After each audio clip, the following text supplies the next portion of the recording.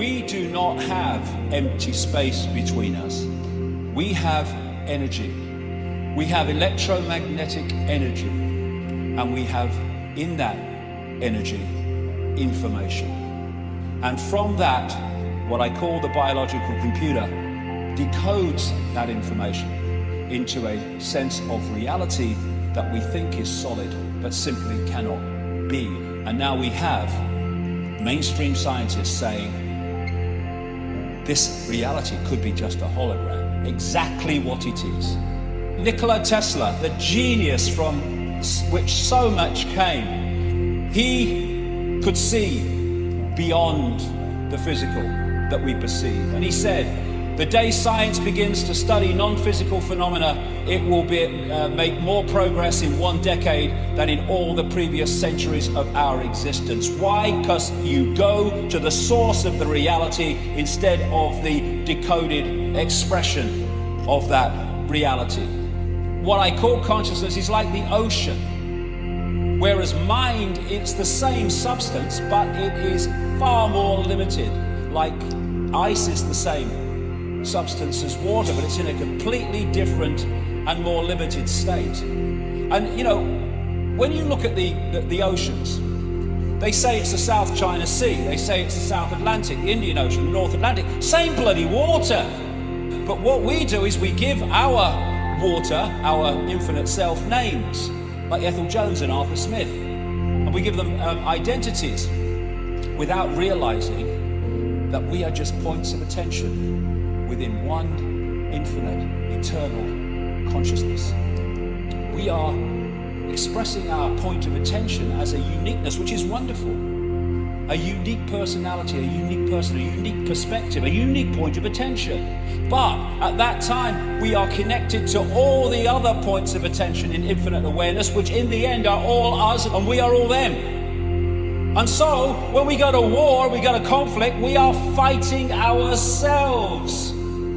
The ocean is the droplet is the ocean. Drop the droplet in the ocean, where does the droplet end and the ocean start?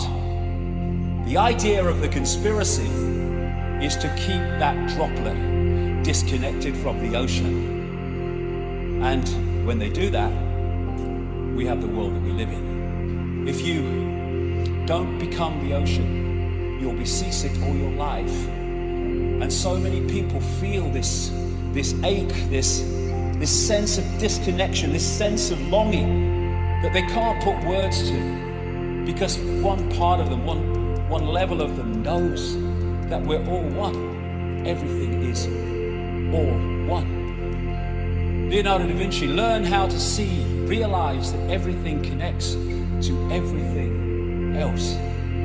It's an ocean. We are a point of attention, but we are the ocean. My God, that's what we are. We're the freaking ocean of infinite consciousness. What a job they've done to persuade us we're Ethel from the store. Near-death experiences, the common themes of what they say is incredible. How they leave the body and suddenly past, present and future are all happening at the same time, in the same moment. How they have multiple levels of awareness at the same time. In the body they had one level of awareness, because the body focuses us in these frequencies, locks us in like a computer.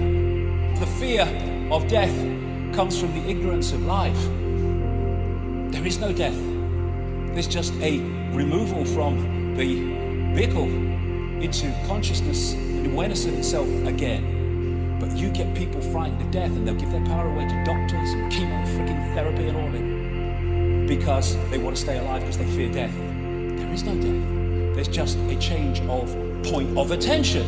So we have a visible universe, that which we can see, and we have an invisible universe, which is everything else. And the visible universe is so tiny, it is funny. And so through the body we perceive in a visual sense what the body can decode, which is this little band of frequencies.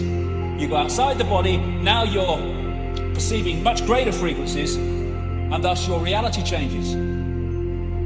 If you wish to understand the universe, said Tesla, think of energy, frequency, and vibration. Exactly. So, our point of attention holds us in this reality unless we're open to consciousness. Because what happens is if you come into this reality, this visible light reality, and you hold that connection to consciousness beyond this reality, you have everything you need. You have the information coming through the senses to give you a fix on what's happening around you, but you have the big picture that's outside of this reality, that's not programmed by its perceptions and its sense of limitation, which can then feed you insight, inspiration, intuition, to give you insight beyond that which you are directly experiencing. But you get disconnected from that, big problem. You're now trying to get your entire fix on reality from the reality you are in. And if a network controls that reality and that information that's coming at you, they are going to program your sense of reality for life. And so in this world, there are people in the program who are only getting that sense of reality, and then there are people who've opened their minds and opened their hearts who are accessing another sense of reality, and these people call these people mad and crazy and dangerous. Yes, they are. They're dangerous to the prevailing program. So what is the universe? It is information. Information decoding information. And form is information. Our base state is awareness. It doesn't have form, it's just awareness.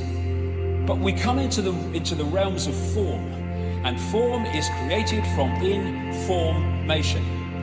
And so we need to stop living the lie and start living the truth of who we really are. We are infinite awareness. We are not humans. That is our experience. We are infinite awareness having that experience.